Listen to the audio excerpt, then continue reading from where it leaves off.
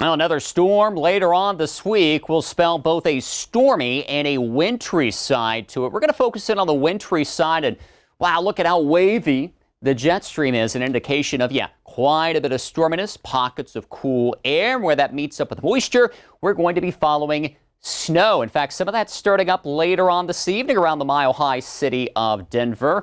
9 o'clock Central Time, of course, local time here. We're looking at the snow sliding its way north and east throughout Nebraska into the overnight, creating some slick road conditions. Interstate 70, 76 into the western half of Nebraska. Going through your Wednesday, snow begins to expand out into eastern Nebraska and western Iowa. Now along Interstate 29 by Wednesday evening, looking at the snow. Also coming up toward the Twin Cities by Wednesday evening. Does appear the heaviest snow will be just south and east of Minneapolis. And then to look at Chicago, it's going to kind of be a mixture of rain and snow making its move on through. You don't have to go too far north and west, though, until you run into some of the snow. And we'll still see the snow flying around even as we work our way into Thursday. Notice the lines dropping down from the top to the bottom of your screen. That's a northerly flow, a little breezy outside. We'll see some of that snow blowing, reducing visibility even more. So here's your timeline again, just to give you another vantage point. Denver, it starts up late Tuesday evening around Omaha, snowing toward the afternoon. And then by the time we work our way into the overnight time frame, it's east of the Quad Cities and making its way into far northern Illinois. Here's how much we're looking at in terms of snow amounts. And it's to the northwest of our area of low pressure that we will see that stripe of accumulating snow. Some of this can be significant, even around Denver, that potential for over 6 inches of snow.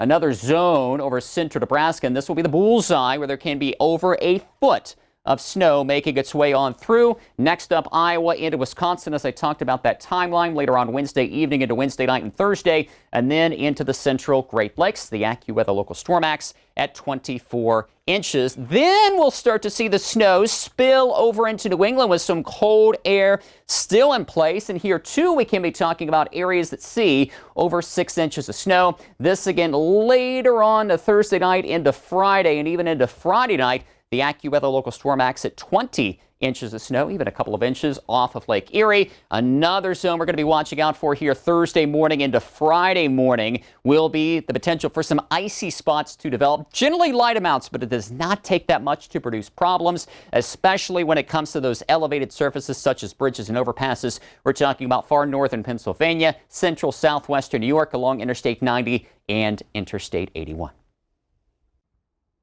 Hey, thanks for watching. If you enjoyed this video, check out these other videos here and be sure to subscribe for new content and the latest weather news from AccuWeather.